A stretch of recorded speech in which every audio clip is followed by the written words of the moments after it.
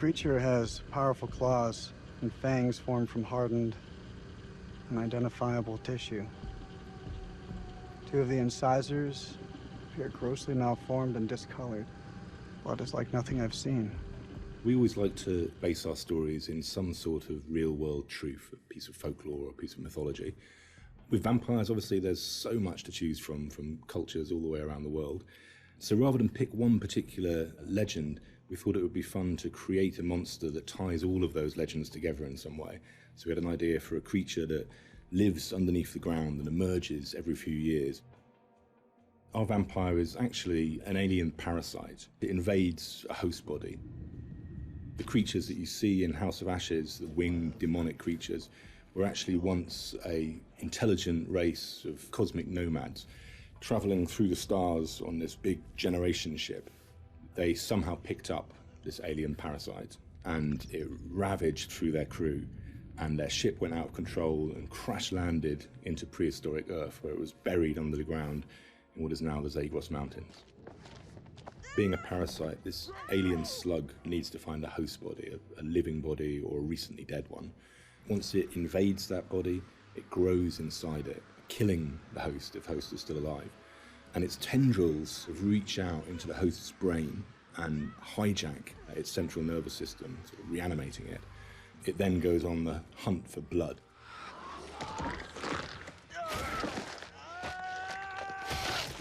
It feeds on the adrenaline in blood.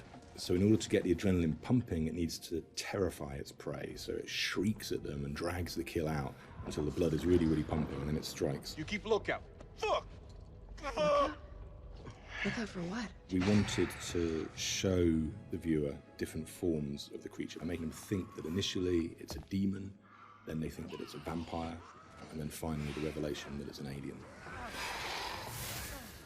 So just to explain where the parasites have come to infect some of our game characters, this shows a game character who's going through different stages, is infected, starts to affect the character, and there's a final look from that where the fangs are coming through the skull. So that's one of the developments of how our classic vampire is actually a host.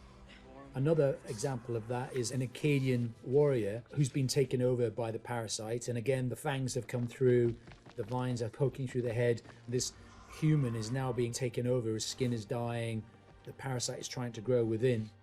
But we progress that into looking at the design on the alien demon, I call it.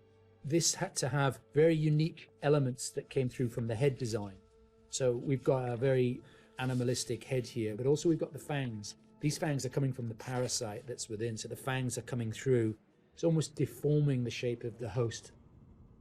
Oh, shit. What the fuck happened to your teeth, buddy?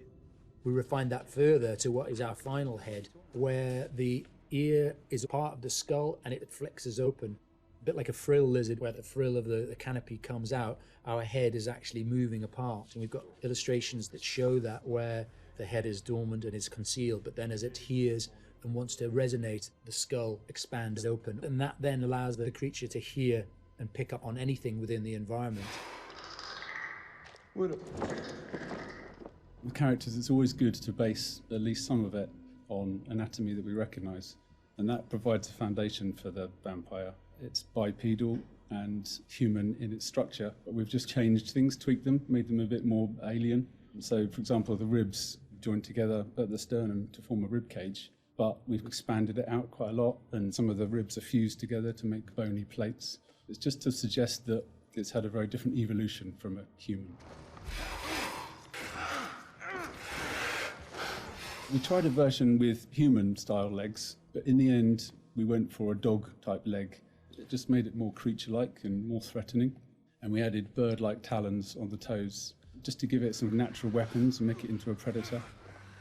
We didn't want to focus too much on bat reference, because we were trying to steer away a bit from the classic bat-like vampire. We did go for 2 sets of bat-like wings. One of the shots in the game is of the vampire jumping down from above, backlit with its wings out in an attack pose. And when we saw that pose, we decided to add an extra set of wings attached at the hip joint. It just really helped that silhouette. The environment is very interesting because they can use not just the floor, They can fly as well. They can walk on the walls, but they've got claws. So imagine something really interesting in a cave where you've got creatures coming towards you, from every angle. I think that visually is something impactful and very interesting to look at, and scary. One of the interesting parts is the finding of those nuances and details that really bring the character to life. How does it move? How does it behave and act? We had motion capture, and then we had the more traditional computer animation keyframing. On the motion capture side, there were a variety of different setups that we tested. We had arm extensions, and then we had various different leg stilts that our creature actor used. But what was apparent when filming this was that it really limited his movement. So in the end, we decided not to use any of that, and he just performed himself. Basically, this gave him the freedom to really express that physicality in acting and gesture. They react to sound like bats. They hear you, they hunt you. The vampires have these head plates, these bony kind of gristly structures on their heads that click and vibrate, kind of like a bat's echolocation. They're used to survey environments and to locate prey. We went through a lot of different iterations, and we tried a lot of different things. Like, I think I sampled keyboards and mouse clicks, and then used a scooter fender and a wet trainer. And it made this organic, clicky, squeaky sound. And then I had a friend of mine, like in the States, take a taser to a bunch of meat and a bunch of organic material, and it came out a lot more aggressive. It just sounded meaner. I got something for you. And then the biggest thing that we had was this little tiny drum and a rod with fishing line in between it. So when you twisted a rod, it made this clicking and popping sound. So that ended up being one of the main tonal layers for it. But none of them quite fit right. But once we put them all together and layered them all together on top of each other, then it started to actually work as a holistic, organic thing. Something entirely new to House of Ashes, which is a classic horror movie trope, is the vampire point of view shots, which we use a very wide lens, and we use some perspective distortion on those shots, which helps sell the power and hunger of the vampires as they're chasing the soldiers, and it helps make the soldiers feel very small and very weak. And doing so, it also helps us as the player realise that these vampires are inhuman, and that when we're watching what they're doing, they're bouncing off of walls and they're climbing on the ceilings and flying. At any time in the game, the players could be running through an endless maze of tunnels, and we use very tight shots on these with a lot of handheld, a lot of tilt again, to emphasise this claustrophobicness and this tension and not being able to see what's chasing them. And it's in complete contrast then to later on in the game, where we see these grand environments that they uncover, which could be a temple, a city, or things like that, that we have these wide shots that really sit still and just let the players soak in that environment.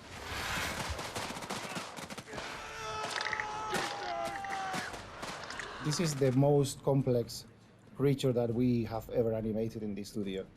But the challenge is more than a challenge, is the fun to do it. Because it's not a real creature. You can push it in a way that you can use your imagination to make it more interesting.